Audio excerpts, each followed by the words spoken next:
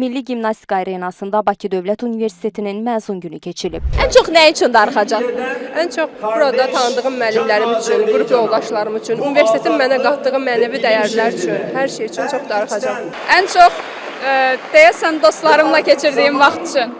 Müəllimlərimdən eşitdiyim bu illər ərzində söz, dərsə gəl, qayıb buraxma, kəsiləcəksən. Əslində mən də artıq 6 ildir, çünki mən magistratura təhsilimi də bitirmişəm. Yəqin ki, mən çox sakit biri olmuşam. Özümə daha çox güvənməyi həmişə müəllimlər mənə məsləhət görüb. Həmişə səs salırdıq çoxlu. Bizim müəllimimiz vardı, Gülarə müəllimi idi. Həmişə deyirdim, silence, silence, həmişə də belə deyirdi. Biz onu qrup adı eləmişdik. Qrupumuzun adı yəni Silence idi. Bu fəxrə görə, bu qürura görə mənim valideynlərimə, əziz atama və əziz anama dərin təşəkkürümü bildirirəm. Onların əziyyətini hər zaman uza tuturam.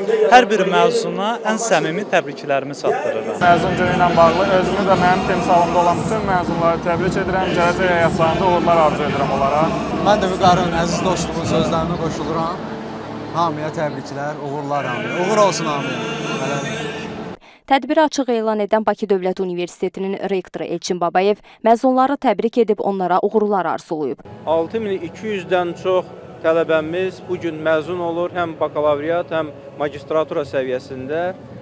Onların sırasında xarici tələbələrimiz də var və tələbələrimizə uğurlar arzu edirik. Onlar çox maraqlı və bizim üçün çox həyəcanlı olan bir dövrdə təhsil aldılar.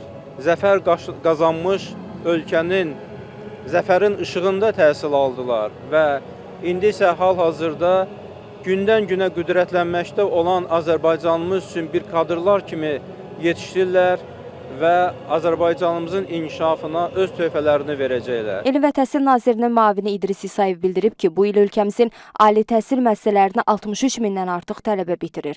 Bakı Dövlət Universitetinin məzunlarının sayı 6 minə yaxındır. Təhsil tariximizdə ilk dəfə olaraq Bakı Dövlət Universiteti 688-ci sırayla beynəlxalq reytingdə təmsil olunur. Mən ümid edirəm ki, bizim ali təhsil müəssisələrimizin bu göstəriciləri növbəti illərdə də daha da yaxşılaşacaqdır. Bütün bunlar əsas məqsədi, həyata keçirilən bu tədbirlərin əsas məqsədi bilikli, bacarıqlı gənclərin yetişməsidir.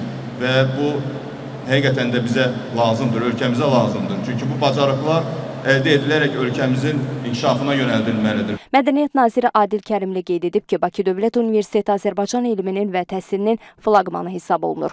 Bu ali təhsil müəssisəsi bütövlükdə Azərbaycan mədəniyyətinin ayrılmaz tərkib hissəsidir. Bakı Dövlət Universiteti bütövlükdə dünya bilik xəzinəsinə töhfələr vermişdir. Və sizlər 107 ildir fəaliyyət göstərən bax bu təhsil ocağımızı təmsil edirsiniz. Onun adından vəsiqə almışsınız və həm ölkəmizi, həm bölgəmizi, həm mədəniyyətimizi dünyada tanıtmaq və dünyada təbliğ etmək kimi şərəfli bir hüquq əldə etmişsiniz.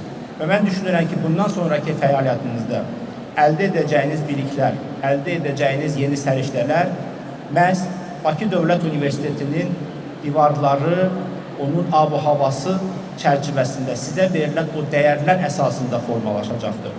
Tədbirdə ümumi orta müvəffəqiyyət göstəricisi yüksək olan və xüsusi fəallığı ilə seçilən 34 məzuna sertifikat və Bakı Dövlət Universitetinin Tələbə Həmkarlar İttifaqı Komitəsi tədbirin tərəfdaşları tərəfindən hədiyyələr təqdim edilib. Tədbir konsert proqramı ilə davam edib.